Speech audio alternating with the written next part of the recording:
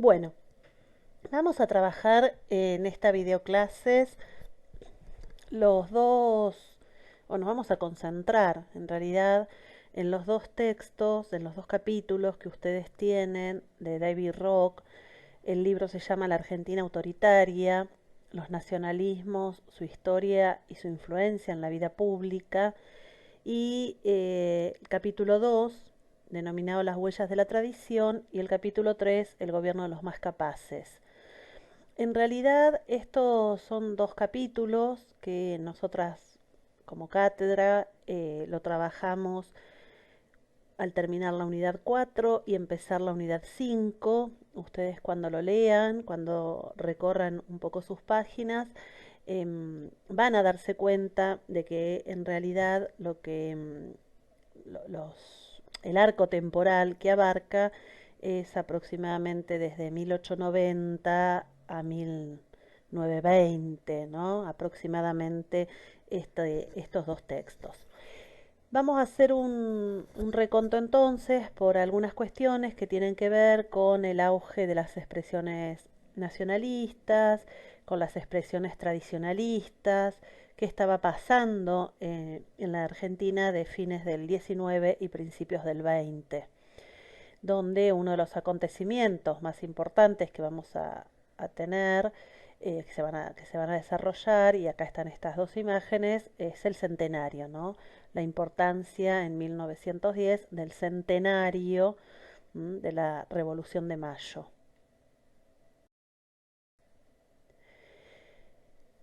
¿Cómo definir lo que son los nacionalismos o cómo trabajarlos, ¿no? En realidad hay múltiples expresiones que tienen como antecedente previo a 1910. De hecho, cuando nosotros estemos trabajando los nacionalismos, vamos a ver que no es que las mismas son expresiones a partir del centenario, sino que se vienen gestando en décadas previas.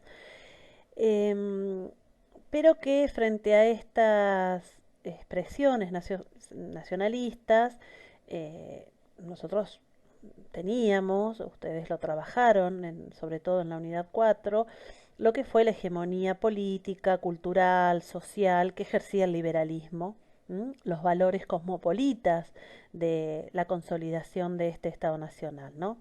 Por el contrario, los nacionalismos van a reivindicar características propias, características identitarias de un pueblo que lo va a ir diferenciando con otros. Por lo tanto, vamos a tener en estos dos capítulos la mirada de algunos intelectuales. Acá yo les puse Gálvez, pero vamos a trabajar también con Rojas, con Lugones y Barguren. La mirada de estos intelectuales, estos escritores, que de alguna manera ayudaron a construir, ¿sí?, esta mirada nacionalista del país, esta mirada nacionalista de los habitantes, y que fueron promoviendo imágenes que permiten de alguna manera ir aglutinándolos en este grupo de nacionalistas.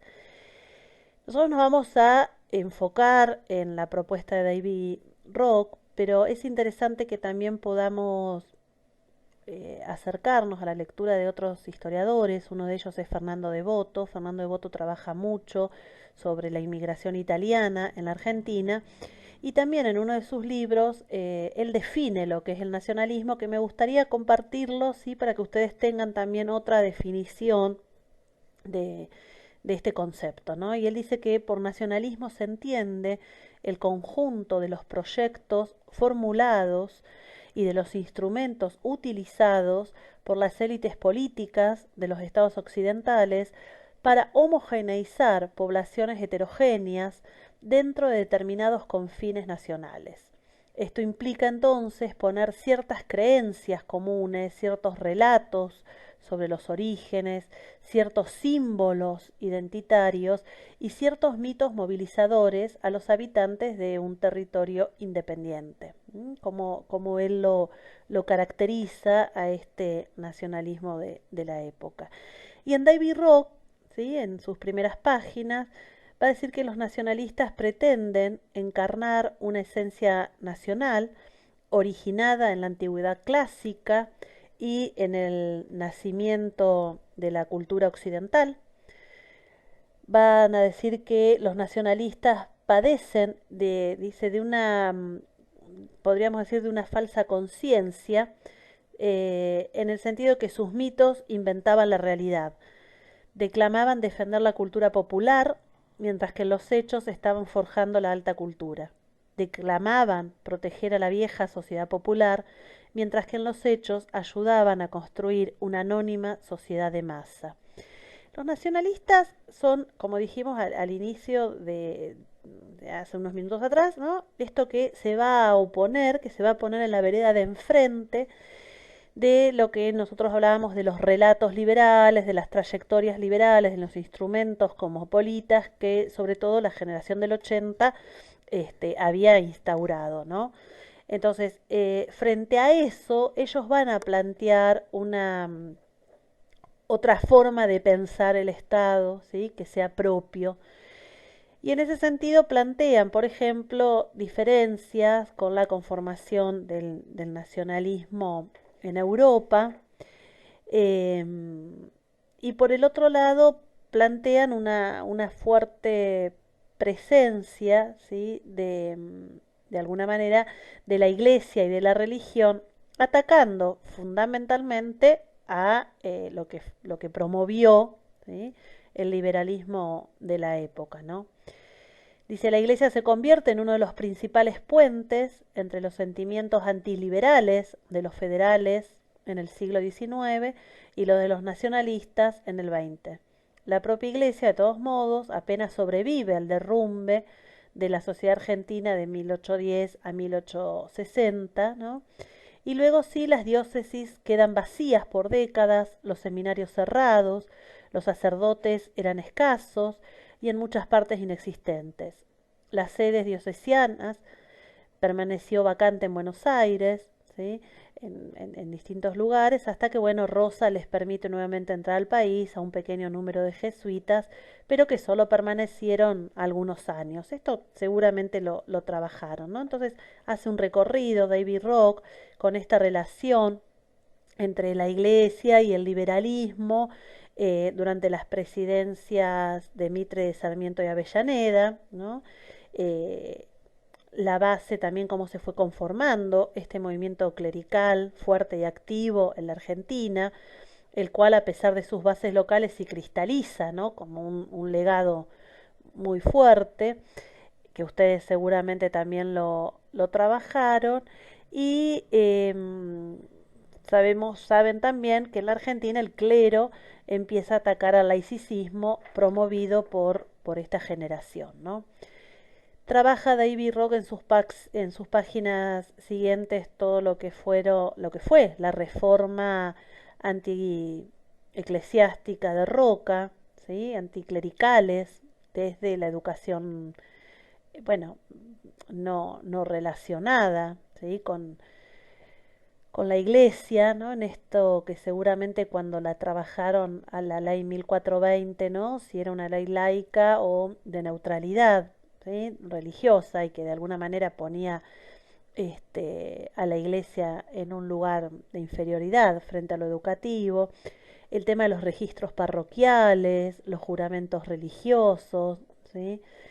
El matrimonio civil, en 1887, digamos, todo lo que fue de alguna manera promovido por lo que ustedes conocen como la generación del 80, ¿no? Y la discusión, sobre todo, en cuanto a la iglesia y digamos, y a esta iglesia que además no solamente había participado activamente de lo que es el campo educativo, ¿no? Sino también político y social.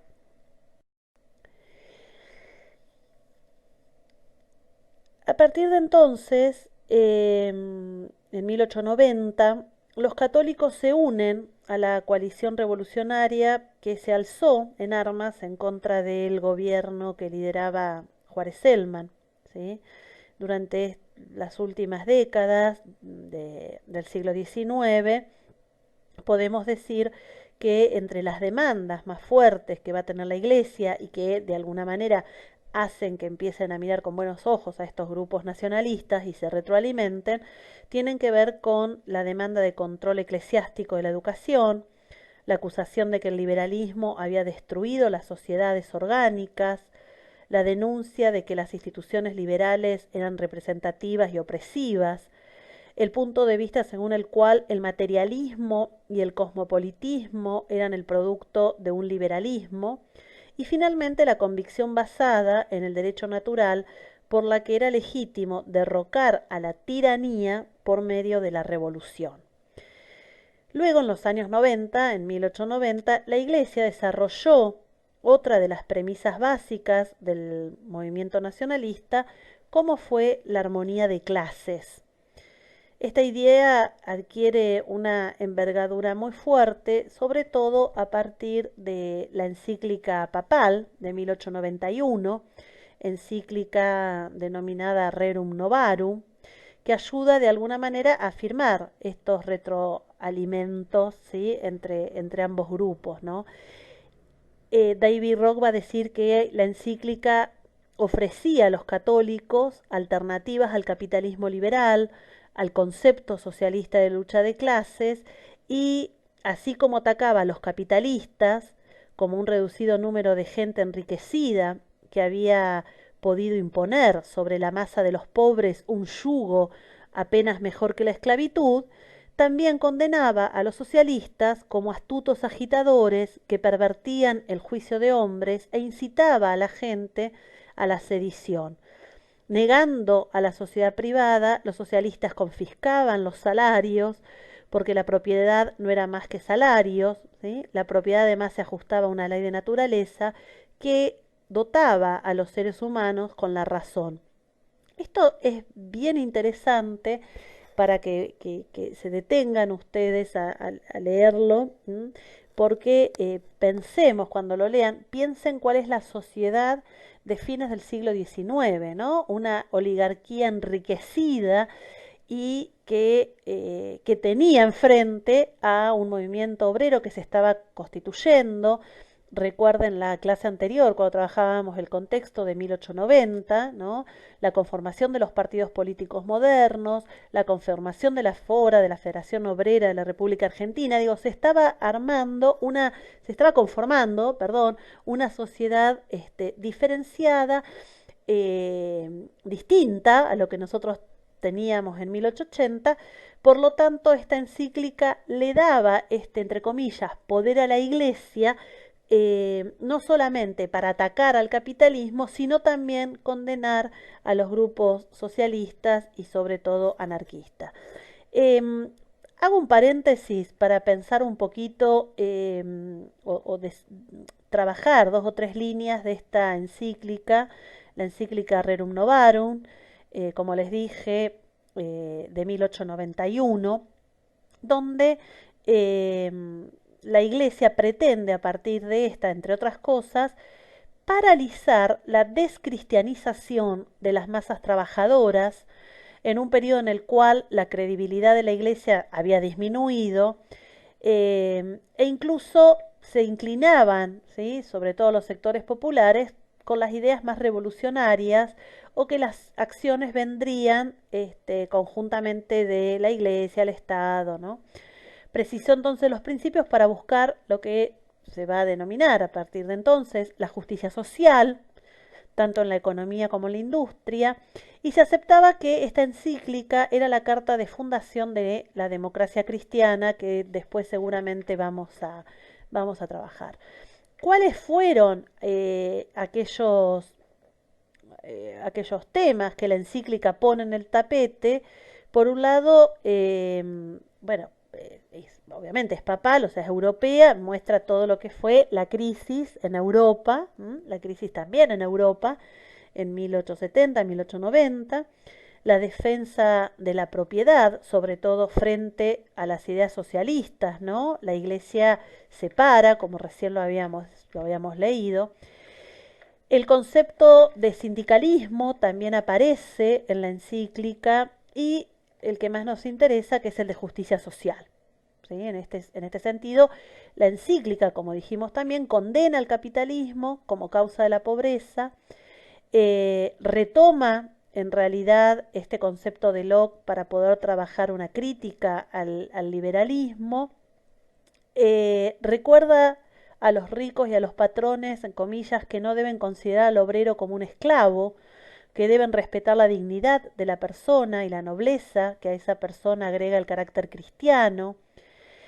Afirma que cada trabajador debe recibir un salario que le permita subsistir y tener una vida razonablemente cómoda. ¿Sí? Entonces, es interesante lo que plantea, porque además esta encíclica nosotros después la vamos a ver también mencionada, sobre todo cuando cuando trabajemos más adelante, todo lo que fue la propuesta, ¿no? Y el ascenso del peronismo.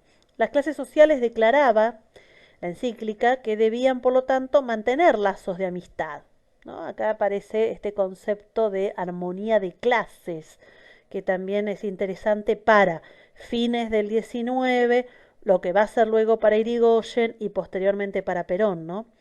La Rerum Novarum simpatizaba con la voluntad de los gobiernos de proteger un equilibrio entre las clases, evitando la acumulación de riqueza en exceso, bregando por la justicia distributiva, el bienestar público y la prosperidad privada.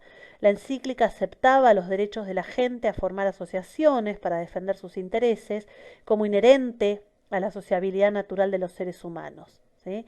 Por lo tanto, los gobiernos, de alguna manera, debían impulsar y proteger tales asociaciones, pero previéndolas de aquellos que, imbuidos de principios negativos, estaban ansiosos de cambios revolucionarios.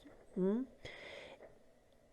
En este sentido, entonces, la encíclica, eh, o lo más importante que esta encíclica, digamos, tiene en nuestra organización social, tiene que ver con la creación de organizaciones católicas, como les pongo ahí, inspirada por la Rerum Novarum. ¿Cuáles son estas organizaciones católicas inspiradas por la Rerum Novarum? Los círculos obreros. Ahí les pongo que fueron creados en Buenos Aires, que tenían como propósito mejorar la situación en que se encontraban los trabajadores. Estos círculos obreros empezaron a prestar asistencia médica y socorro mutuo, impulsando proyectos de leyes sociales, promoviendo la organización de los trabajadores en sindicatos, que de alguna manera tenían como fin, al criticar al capitalismo, también llevaba, ¿sí?, la idea de procurar aislar a los trabajadores de las influencias de la izquierda. ¿Sí? Y en muchos casos estos círculos obreros también tienen desde un principio o incluyen desde un principio la acción educadora, mediante la creación de escuelas, sobre todo escuelas primarias, diurnas para niños y de escuelas nocturnas para adultos. Muchas otras instituciones católicas de este tipo aparecen en estos años, y una de ellas fue la Liga Social Argentina, fundada en 1908, donde se compromete a sostener la organización cristiana de la sociedad y a combatir todos los errores y tendencias subversivas. El objetivo va a ser reconstruir socialmente y sobre la base de las corporaciones, sobre los gremios, ¿no? Y las corporaciones profesionales, en las que sin perder el individuo la libertad encuentre una protección eficaz frente a todas las presiones que tenían, ¿no?, que debían sobrellevar. Aspiraban a instaurar un sistema orgánico, un sistema paternalista, que tomaba como modelo los antiguos regímenes europeos para implementar lo que se denomina la reforma social e instituir la justicia. Dice, estas corporaciones podían llegar a unir a los trabajadores y a los empresarios en una sola entidad, actuando como instrumentos mediadores entre el individuo y la sociedad. Desde la perspectiva de los católicos, la comunidad nacional en sí misma debía estar constituida por una asamblea orgánica de tales asociaciones o gremios. Los conceptos católicos de armonía entre las clases y de justicia distributiva sustentaban las ideas griegas de equilibrio, medida o proporción. En resumidas cuentas, los católicos rechazaban tanto el Estado laissez-faire como al socialismo y aspiraban entonces a instaurar este sistema, como les pongo acá, orgánico y paternalista, con el fin de instituir a la justicia. Dicho esto, ¿sí? Dicho esto, y que ustedes empiecen a imaginar, ¿no?, el cuadro de la época, como hoy les decía, imaginen los distintos sectores, imaginen los actores sociales que empiezan a entrar en escena, muchos de ellos nuevos para nosotros, para la historia argentina. Partidos, les decía, la organización de partidos políticos modernos, movimiento obrero, oligarquía, grupos que empiezan a pensar en algo distinto al liberalismo, la iglesia que se rehusaba, ¿no?, a perder su poder. También nos vamos a encontrar entonces con estos grupos denominados los tradicionalistas. Este movimiento tradicionalista, que surge inmediatamente después de la guerra que llevan, ¿no?, que disputan Estados Unidos y España, empiezan estos movimientos tradicionalistas en Europa, y uno de los que va a traer estas ideas a esta parte del mundo va a ser precisamente Gálvez. Gálvez va a crear un nuevo periódico. Ese periódico lleva el nombre de Ideas. Se publican a partir de 1904 la primera edición, y en una de sus páginas se va a poder leer lo siguiente: soy latino, miro con desconfianza atávica al bárbaro civilizado del norte y con antipatía al pirata normando transformado en anglosajón. Los Estados Unidos buscaron la independencia política porque necesitaban la libertad económica. Hoy forman una colosal sociedad con el objeto declarado de imponer su industria, su comercio y su imperialismo. Cada ciudadano de la Unión es una especie de accionista con derecho a dividendos en el reparto de beneficios políticos comerciales, y cada accionista conserva los instintos de su padre originario del norte de la Europa. Sus ideales de perfección material sobre la perfección moral, considerando como civilización el triunfo de la industria y del comercio, mientras que nosotros, descendientes de latinos educadores por los griegos, creemos más civilizado al que es más perfecto moralmente. Lo declaro con orgullo, aborrezco los ferrocarriles y las chimeneas de las fábricas, porque adoro la naturaleza, grande en su simplicidad y llena de elocuencia, como la amaban los antiguos. ¿Se dan cuenta cómo en realidad empieza, ¿sí?, en estos discursos, en estos escritos, en estos intelectuales, a armarse, ¿sí?, de principios diferentes al liberalismo de la época, ¿no? Gálvez concebía la lucha heroica de este periódico como una defensa de los valores espirituales e intelectuales frente a lo que él denominaba un ambiente extranjerizante, un ambiente que iba a despreciar lo argentino. Esta denominada atmósfera extranjera que despreciaba a lo argentino estaba referida a la inmigración europea, que por entonces estaba llegando a la Argentina en proporciones mucho mayores que en los propios Estados Unidos. Piensen acá también, no lo habíamos nombrado, la cantidad de inmigrantes que están llegando a la Argentina para estos años. La inmigración. En 1903 un colaborador de Ideas se lamentaba de que la raza argentina y especialmente la porteña iba a desaparecer por el flujo de inmigrantes, y la raza era la nacionalidad era la patria, que hoy de alguna manera, en ese momento, ¿no? Se veía eh, tambaleando por la cantidad de inmigrantes que estaban llegando, ¿no? Con lo cual el federalismo de alguna manera aparecía como la encarnación de la tradición nacional, la identidad real del país, y surgen a partir de las provincias la necesidad de combatir lo que ellos perciben como las consecuencias destructivas de la revolución liberal, la afluencia aluvional de inmigrantes, la proliferación de idiomas extranjeros, ¿sí? Dice las híbridas y falsas doctrinas de progreso. Con esto marcan un posicionamiento también frente al avasallamiento, por decirlo de alguna manera, de los inmigrantes, ¿sí? De la inmigración que estaba llegando a América y Argentina en este caso.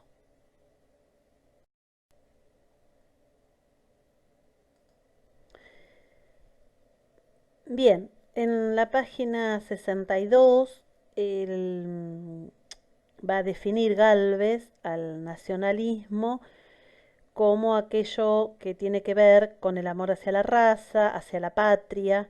El nacionalismo persigue el afianzamiento del espacio nacional, la conservación de las tradiciones, la emoción del pasado, el amor a nuestra historia, a nuestro paisaje, a nuestras costumbres, a nuestros escritores, a nuestro arte.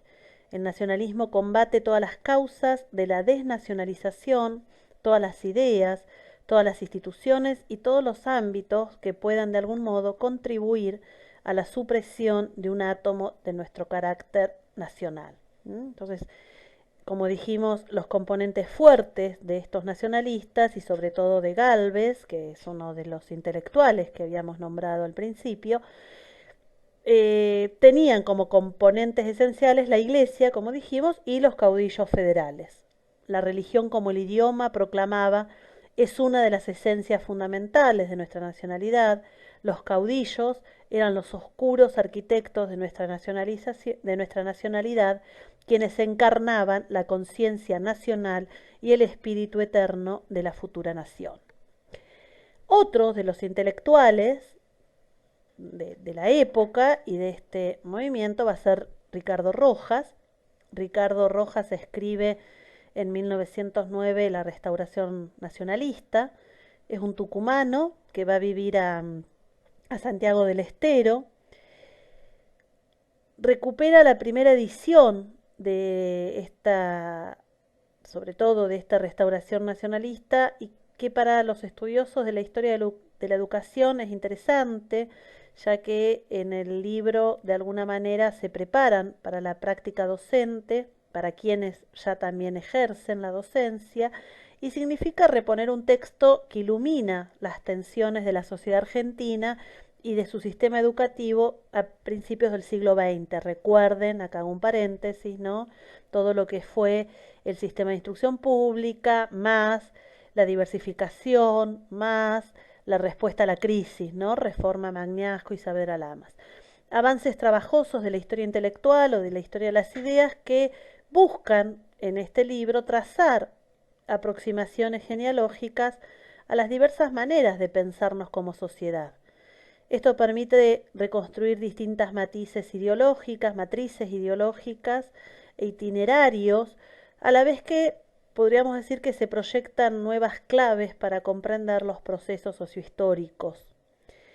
Toma una postura de pensar estrategias, a diferencia de algunos de la época, de inclusión al inmigrante, a partir de la idea de nacionalidad. Dice, para salvar el espíritu nativo, entonces no tenemos otra salida que la educación. El título de su obra es para hacer un llamado de atención por la falta de carácter nacional, por el proceso que para él se estaba llevando a cabo y que denomina la desnacionalización, sobre todo por el aluvión inmigratorio. Una de las propuestas que él hace es proponer a la historia como materia, propone una reformulación de contenidos, una formación docente diferenciada, arma nuevos manuales, recursos didácticos, en donde el eje, el propósito central va a ser la importancia de la identidad nacional. Por eso va a realizar una crítica fuerte a la educación enciclopedista, a la educación cosmopolita. Si uno lee su libro Restauración Nacionalista, va a ver que en general hay mucha referencia a los monumentos, a las estatuas, a todo aquello que tiene que ver con lo que uno denomina los rituales de pertenencia, los rituales de identidad nacional. USA dice las escuelas entonces, ¿sí? Como el momento y el lugar de imponer el carácter nacionalista en la educación, dice a través del estudio y de las humanidades. El otro intelectual, el otro escritor va a ser Ibarguren, también lo van a ver en el capítulo 3. Es salteño, pertenece al círculo literario, es aristócrata, viene de una familia de la aristocracia, y en sus escritos sus escritos contienen fundamentalmente numerosas pautas sobre la tradición. Estaba fuertemente identificado con el federalismo, opuesto al unitarismo y a los liberales. Para él los tradicionalistas procuraban promover la espiritualidad y condenaban el cosmopolitismo. Era un concepto amplio e indistinto cuyos significados iban desde los inmigrantes, la vida urbana de Buenos Aires, la cultura de Buenos Aires, hasta los movimientos filosóficos como el positivismo y el darwinismo. Algunos de los escritos manifestaban de alguna manera estas pautas o estos puntos comunes con el resto de los nacionalistas y de los que escribían sobre la importancia del ser nacional. Y finalmente trabaja este capítulo, y a mí me parece que ahí hay que hacer una relación estrecha y directa con el capítulo 3, con el gobierno de los más capaces, que va a ser Lugones. ¿Qué vamos a decir por ahora de Lugones y después sí vamos a retomarlo? Cuando él escribe La hora de la espada en Lima, ¿sí? O El payador, uno en 1910, el otro en 1916. En El payador reivindica la figura del gaucho como una figura propia, una figura autóctona, en torno a la cual el Estado argentino, para él, debía sentar sus bases identitarias, ¿no? Y de alguna manera revierte esta mirada que el liberalismo, que las figuras del 80 habían hecho sobre el gaucho. Este giro nacionalista que va a llevar a cabo Lugones tiene como fin reivindicar al gaucho frente al extranjero, frente al inmigrante, que de alguna manera para él o era el elemento que venía a jugar en esta disolución, ¿sí? Nacional. Cuando él, en Prometeo, que es la otra, perdón, de 1910, describe también a la Argentina como una tierra nueva, donde podía crecer cualquier semilla, pero la semilla debían ser los ideales y los sistemas filosóficos de los griegos. Para Lugones, a diferencia de Gálvez e Ibarguren, y a pesar de algunas influencias, sobre todo espiritualistas, krausistas, que yo ahora solo las voy a nombrar, después las vamos a trabajar en la próxima videoclase, no tenía conexión en absoluto con el cristianismo. Le endilgaba a la fe cristiana ser el origen del individualismo y en consecuencia de la codicia material, y decía que era enemigo personal de Dios, y lo proclamaba, ¿no? Esta enemistad, y diciendo que la espiritualidad no tenía ninguna conexión con el cristianismo, sino con el politeísmo pagano, helénico, de la Pampa, del Río de la Plata y de los Andes. Desde esta perspectiva, los postulados de Lugones eran los mismos que los de los tradicionalistas, atacaba las ideas liberales, atacaba las ideas positivistas, la moral cientificista, condenaba el liberalismo positivo, según la cual el egoísmo era el fundamento de todas estas civilizaciones. denigraba la democracia liberal como forma de gobierno,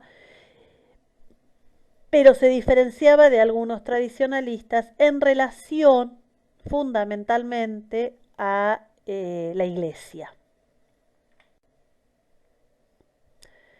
Como dijimos entonces, la expresión de los nacionalistas y sobre todo poniendo el acento en la educación patriótica, vamos a decir que para ellos, para los tradicionalistas, se aspiraba, y para los nacionalistas, se aspiraba a restaurar un país de jerarquías, diríamos, aceptadas en el marco de una ruralidad libre de la influencia opresiva de Buenos Aires. Pensemos también que Buenos Aires tenía toda la carga de ser la París de América, ¿sí? Entonces también era una crítica a este lugar en el cual el 80 había puesto a Buenos Aires, ¿sí? Era común en todos los exponentes, principalmente de este grupo, un sentimiento de exclusión respecto a la edad del oro del liberalismo y todo lo que esto supuso en la constitución de nuestro Estado. Dijimos entonces que desde lo educativo es muy fuerte lo que proclama, y ya lo dijimos, Ricardo Rojas en la Restauración Nacionalista, en esta educación patriótica. Por el otro lado, la labor que lleva a cabo Ramos Mejía al frente del Consejo Nacional de Educación.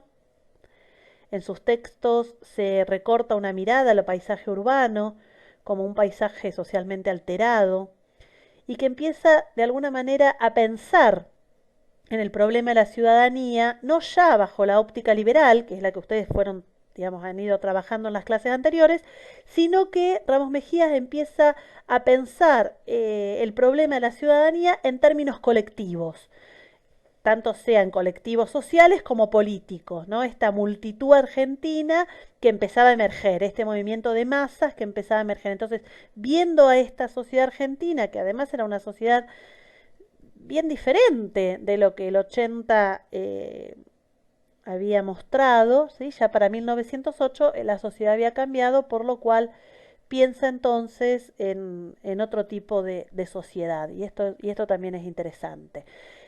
Se plantean los programas de enseñanza patriótica destinados a estimular a maestros y alumnos, estimular en ellos una mayor conciencia de sus deberes cívicos, un sentimiento patriótico más acentuado que preservara la identidad nacional ante la irrupción masiva de la inmigración y la acción disgregadora del anarquismo, ¿sí? Entonces va a ser importante una mirada diferente a este sistema de instrucción pública que el 80 había consolidado.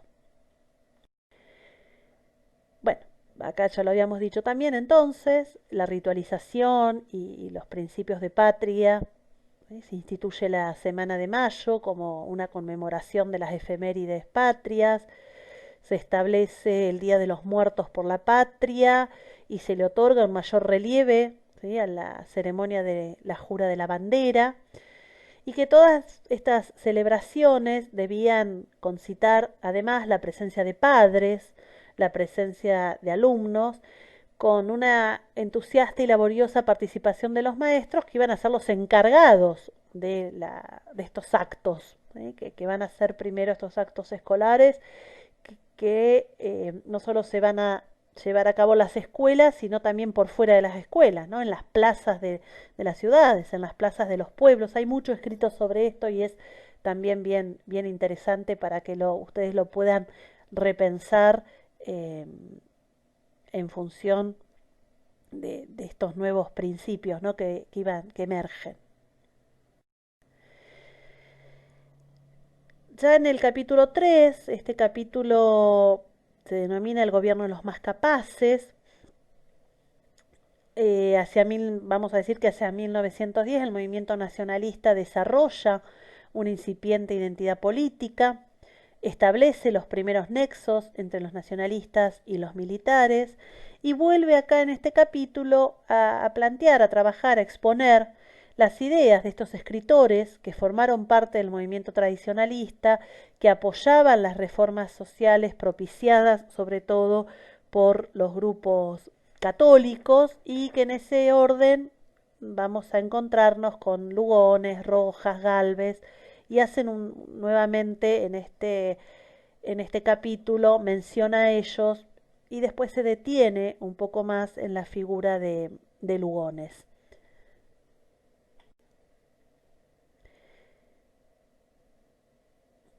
Antes de mirar y pasar a esta filmina, ustedes van a ir viendo en estas páginas, eh, a partir de la página 74, 75, 76, 77, hacen un reconto de lo que hemos visto nosotros allá, de la ley de residencia, de la ley de defensa social, eh, la conformación de los partidos políticos y hacen como un recorrido hasta así después en la página 78 empezar a trabajar esta distinción que hace el autor con Irigoyen y el krausismo, ¿no? Y el autor plantea que el Partido Radical, dice el Partido Radical o el irigoyenismo, apoyaba vigorosamente a la democracia, aparentando afirmarse en una tradición liberal, pero entrelazada con la prédica irigoyenista en favor de las elecciones libres, libres de fraude, libres de corrupción, aparecían numerosas huellas del estilo católico y preliberal de los tradicionalistas. Recordando a la tradición católica, Irigoyen, por ejemplo, defendía el radicalismo como no como un partido, sino va a decir él como un movimiento, en donde se pretendía representar a la sociedad en su conjunto, más allá de los intereses sectoriales, para realizar el bien común. Del mismo modo, Irigoyen concibe al Estado en términos más afines a la Rerum Novarum. Irigoyen también retoma de la Rerum Novarum la armonía de clases, en la cual el Estado debía arbitrar entre los intereses competitivos y de alguna manera su tarea era la reconciliación, ¿sí?, entre estas clases. Ya David Rock plantea algunas cuestiones interesantes sobre el krausismo, nosotros lo vamos a ver después, pero sí déjenme decir algunas cuestiones. Habíamos dicho que de alguna manera estos grupos tradicionalistas se apoyaban en las ideas de Krause, en oposición al positivismo, y van a decir que el krausismo no era otra cosa que una suerte de catolicismo sin iglesia, un cuerpo de ideas que se tornó sumamente popular entre los españoles y algunos liberales latinoamericanos. Los krausistas compartieron con los católicos la idea de que la libertad no era más que la voluntad dirigida hacia la consecución de fines morales. Como los católicos, también veían a la sociedad como una jerarquía orgánica, interdependiente, compuesta de todas las partes, constitutivas de un organismo viviente, del mismo modo como los católicos, los krausistas, jugaban el valor del Estado y de otras instituciones, no de acuerdo con los criterios liberales de utilidad, sino con arreglo a su capacidad para promover el bien común. Los krausistas entonces coinciden con los católicos en que las cuestiones morales debían subyacer en todos los aspectos del comportamiento humano y que era un armazón moral superior, por lo tanto delimitaba la autonomía de cada persona. Ahí se trabaja entonces con el concepto de moral pública, con el carácter nacional, con la moral de los individuos y de las figuras políticas del Partido Radical, en tanto de alguna manera también iban a producir la moral del Estado. Estos son conceptos, son categorías que el krausismo va a trabajar y que Irigoyen sobre todo, pero podríamos decir el radicalismo como movimiento lo van a tomar, ¿no?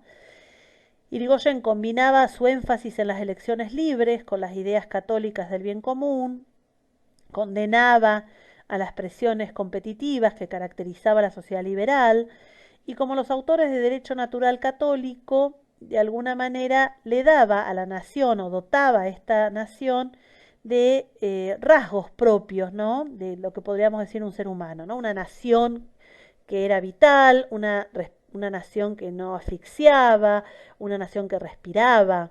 ¿Sí?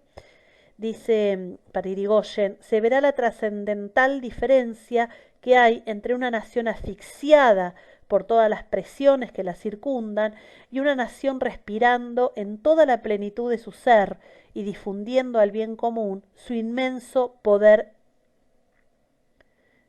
vivificante. ¿Sí? Esta combinación, podríamos decir, de posturas ideológicas sumamente desconectadas entre sí, también jugó un papel fundamental en las elecciones de 1916. De alguna manera, como les pongo acá, los radicales se apropian de muchos de los temas populares que los tradicionalistas habían puesto sobre la mesa y, por ejemplo, ¿sí? Sobre todo cuando el radicalismo se rehúsa a asociarse con los aliados en la Primera Guerra Mundial, hablan de una independencia frente a la guerra, ¿sí? Por lo tanto, esta posición neutralista hace que de alguna manera haya implícita una crítica a lo que, según Irigoyen, encarnaba el materialismo. Fíjense también que durante el gobierno irigoyenista convierte en el 12 de octubre como aniversario del descubrimiento de América, del Día de la Raza, por lo tanto ahí también, si alguien, digamos, los que trabajan historia internacional o de relaciones internacionales, trabajan mucho este aniversario que en la Argentina empieza a celebrarse y en esto en relación con España. También lo va a trabajar acá David Rock. Y luego sí trabaja, yo voy a decir algunas cuestiones ahora muy rápidas. Ustedes lo van a ver en un documental que nosotros vamos a subir también acá en esta unidad, que desde el canal Encuentro, que plantea el contexto de los gobiernos irigoyenistas de 1916 a 1930, me parecen interesantes para que ustedes puedan mirarlo y tengan sí, una lectura complementaria, una cultura diferente y complementaria a la bibliografía que nosotros le proporcionamos. La semana trágica. A principios de enero de 1919 estalla una ola de violencias, lo que se denomina, primera presidencia de Irigoyen, como semana trágica. Los incidentes ocurren en Buenos Aires, entre manifestantes obreros de tendencia anarquista y sectores nacionalistas. Es la toma de los talleres Bacena, que son talleres metalúrgicos, en reclamo de mejores condiciones laborales. El gobierno acepta de alguna manera el planteo gremial desde un principio, los reclamos del sector anarquista de la Fora, sumada al accionar, podríamos decir, violento de los rompehuelgas, bueno, deriva en una escalada de violencia. El saldo es entre 140 y 700 muertos, según las fuentes que se considera. Hay mucha discusión al respecto, centenares de heridos. Y de alguna manera es el primer pogrom en América Latina, ya que la Liga Patriótica Argentina ataca por primera vez a la comunidad judía local, ¿no? A pesar de sus fuertes vínculos con los militares, la Liga Patriótica fue una de esas típicas asociaciones clericales que se venían desarrollando durante los años anteriores y que de alguna manera pretendían resolver la cuestión social mediante la represión y la reforma moral. No obstante, evitó pronunciarse en favor de cambios más profundos en el gobierno y en la sociedad como los que proponían los fascistas, ¿sí? O sea, no evita pronunciarse a favor de ellos, ¿no? O de lo que estaba emergiendo en Europa como la derecha europea. Finalmente, los de la Liga Patriótica Argentina, o en ellos había fuertes influencias liberales cuyos miembros, por ejemplo, denominaban peyorativamente a sus enemigos como mazorqueros, términos denigrantes que la tradición liberal asociaba con la memoria de Rosas y con el federalismo. Cuando Carles condenaba la lucha de clases, evitaba utilizar el concepto de armonía de clases porque decía, si hablaban de armonía de clases, lo iban a confundir con Irigoyen. Carlet es uno de los representantes de la Liga Patriótica, ¿no? Entonces hablaba de luchas de clases. En su lugar sostenía la tesis liberal de que el conflicto de clases era un fenómeno de la vieja Europa y que por lo tanto era poco apropiado o artificial utilizarlo en América. En esta liga patriótica tuvo el apoyo de la clase alta, de la clase media, algunos militares, la iglesia, organizaciones empresariales. Combinaban de alguna manera el temor por los agitadores con algunas actitudes de los tradicionalistas y con el nuevo culto a la milicia, ¿no? Con el nuevo culto al ejército. Fíjense que acá aparece otro sujeto, el ejército, los militares. Vamos a ver después cuando cae el gobierno de Irigoyen en el 30 con la denominada década infame y el primer golpe de Estado que vamos a tener en nuestra historia argentina. En este sentido, entonces, la Liga Patriótica Argentina exalta los valores del respeto, los valores del orden, de la armonía. Salvemos el orden y la tradición nacional, van a decir. Exaltan los valores de argentinidad, como es la piedad, la obediencia, la puntualidad, la deferencia. Van a ser aquellos que, muy relacionados con estos grupos que se habían conformado en años anteriores, ¿sí? Conforman un nuevo grupo social, un nuevo grupo político. Y a partir de ahí, Lugones. Nuevamente, y le dedica muchas páginas a Lugones, va a plantear otro de los escritos de Lugones, como les dije, creo que en unas filminas anteriores, La Hora de la Espada, un discurso que pronuncia en Perú en 1924, en la cual define a la democracia popular como incorregiblemente demagógica. Saludaba al ejército como el agente fundante y fundamental de la independencia nacional y el origen de la nacionalidad.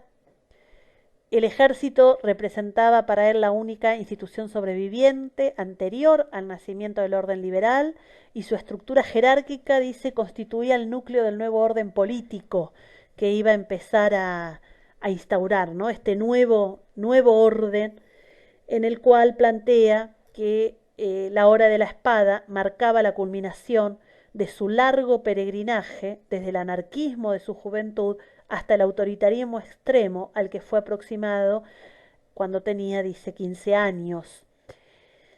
Esto es interesante porque lo que está planteando es que el gobierno de los capaces, en relación a que eran mejor estar gobernado por los militares que por los políticos, que el ejército para él iba a representar la única institución sobreviviente anterior al nacimiento del orden liberal, y su estructura jerárquica constituía el núcleo del nuevo orden político que iba a inspirar, digamos, resguardar, ¿no? Acá también, por supuesto, dice, no puede ser el gobierno esta oligarquía ilustrada, ni siquiera de este régimen con duras críticas también al irigoyenismo. De todas maneras, él tenía, podríamos decir, un concepto bastante peculiar de lo que para él era la democracia. A veces significaba el gobierno de los más capaces o un tipo de aristocracia y otras veces significaba, con un lenguaje más corporativo, un sistema de equilibrio entre el individuo y la nación. Bueno, y él va marcando en este texto, en este capítulo, la labor de Lugones. Y como palabras finales, dos o tres cuestiones que me quedaron ahí en el tapete. Una que tiene que ver con el centenario, lo habíamos dicho al inicio, de las Filminas. Piensen en lo que significaba para 1910, el centenario, el lugar de un festejo fastuoso, un momento de festejo, la Argentina como tierra única, privilegiada. Los festejos estuvieron a cargo, como les decía, quien estaba en ese momento como presidente era Figueroa Alcorta, era el vice de Quintana, pero queda él en la presidencia. En los años previos a 1910 quieren demostrar que la Argentina era un país ideal, un país que no todos lo veían de esta manera porque la realidad era otra, ¿no? Teníamos para ese entonces fraude electoral, sectores obreros y sindicalistas que cada vez más iban a endurecer sus reclamos. Sin embargo, la idea que ellos iban a demostrar era de un Buenos Aires como faro de civilización. Se proyecta en aquellos años el Puerto Madero, se traza el Boulevard de Mayo, se transforma el edificio del Teatro Colón y el Congreso, cosa que no se termina, muchos de ellos se va a terminar más adelante. Y en 1909 se promulga una ley que extiende el festejo del centenario a todo el territorio nacional. Otra de las obras que se proyectan es el monumento a Güemes en Salta, a la bandera en Rosario, al Ejército de los Andes en Mendoza. Asimismo se proyecta construir en la entrada al puerto de Buenos Aires una gran imagen de la República que toma como modelo la Estatua de la Libertad norteamericana. A estos tributos se le suman que las colectividades extranjeras que residen en nuestro país también hacen. O sea, la oligarquía piensa en un festejo fastuoso. Sin embargo, las celebraciones no logran acallar las demandas del movimiento obrero.